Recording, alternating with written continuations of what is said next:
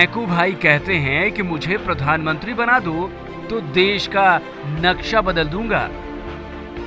इस दावे को मजाक समझकर हंसी में उड़ाने से पहले ये मत भूलिए कि मोदी जी पिछले 1 साल में सैकड़ों बार देश का इतिहास, भूगोल दोनों बदल चुके हैं। देश को बदलने का दावा करने से पहले मोदी जी देश के बारे में थोड़ा बहुत जान भी लें तो बेहतर होगा।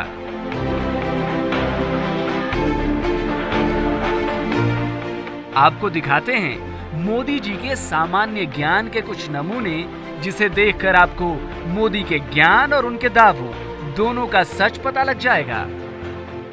प्रधानमंत्री जी, मेरी गुजरात की मिट्टी के सपूत डॉक्टर श्यामा प्रसाद मुखर्जी विद्वान थे। विवेकानंद जी उनके साथ वार्ता करते थे, स्वामी दयानंद सरस्वती उनसे वार्ता करते थे, लोकमान्य तिलक उनका मार्गदर्शन में संपर्क बनाए रखते थे। मोदी जी ने जो कहा उसकी हकीकत तो आप समझ ही चुके होंगे। अगर ना समझें तो हम आपको बताते हैं। मोदी ने कहा कि उनकी गुजरात की धरती के सपूत डॉक्टर श्यामा प्रसाद मुखर्जी, जबकि हकीकत ये है कि श्यामा प्रसाद मुखर्जी गुजरात के नहीं, पश्चिम बंगाल के थे।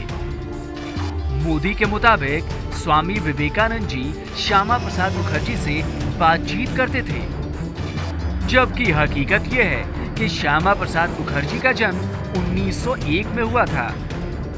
वहीं विवेकानंद जी का निधन 1902 में हो गया था। अब ये कैसे हो सकता है कि सिर्फ 1 बरस की उम्र में ही श्यामा प्रसाद मुखर्जी स्वामी विवेकानंद से बातें करने लगे हों? खैर, एक और नमूना भी देखिए।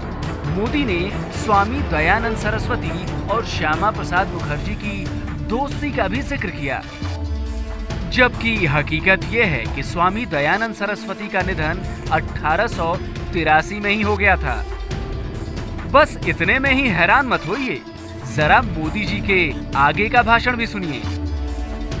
और लंदन में अंग्रेजों के नाक के नीचे इस गुजरात के सपूत ने इंडिया हाउस का निर्माण किया था, और मदन लाल धिंगरा ने कर्नल वायली को मारने का काम उस इंडिया हाउस में किया था। हिंदुस्तान में क्रांतिकारियों के वो गुरु माने जाते थे। भाषण की अगली लाइन में ही मोदी का ज्ञान गच्चा खा गया। मोदी जी ने कहा कि श्यामा प्रसाद मुखर्जी के कहने पर ही मदन लाल ढींगरा ने लंदन में कर्नल वायली को मारा था। वैसे ये बात सच है कि क्रांतिकारी मदन लाल ढींगरा ने ही कर्नल वायली को मौत के घाट उतारा था, लेकिन मदन लाल ढींगरा ने कर्नल वायली की हत्या 1 जुलाई 1909 को की थी, यानी उस वक्त जब श्यामा प्रसाद मुखर्जी सिर्फ 8 साल के थे। अभी तो और हंसना बाकी है, क्योंकि भाषण का अगला हिस्सा तो और भी मजेदार है।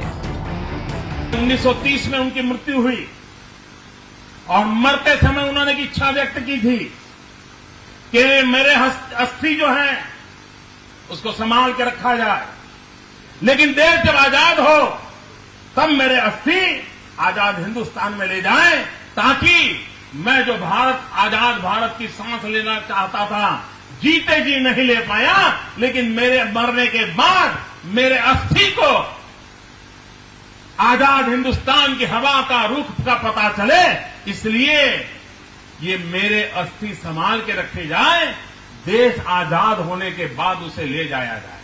1947 देश आजाद होने के बाद पंडित नेहरू का पहला काम था कि कोई प्रतिनिधि को भेज करके देश के लिए जीने मरने वाले डॉक्टर श्यामा प्रसाद मुखर्जी के उस अस्थि को हिंदुस्तान ला देते। नहीं किया। वैसे अब आप चाहें तो हंस सकते हैं, और अगर अब भी हंसी नहीं आई तो भाषण के इस हिस्से की असलियत सुनकर जरूर आएगी। मोदी जी ने कहा कि डॉक्टर श्यामा प्रसाद मुखर्जी का निधन 1930 में हुआ था, वो भी लंदन में, और आजादी के बाद भारत सरकार उनकी अस्थियां तक नहीं ला पाई। अब जरा असलियत भी सुन लीजिए। श्यामा प्रसाद मुखर्जी का निधन 1953 में हुआ था, वो भी लंदन में नहीं, कश्मीर में। अब आप ही सोचिए, चले हैं देश के पीएम बनने, लेकिन देश के इतिहास का ही पता नहीं है।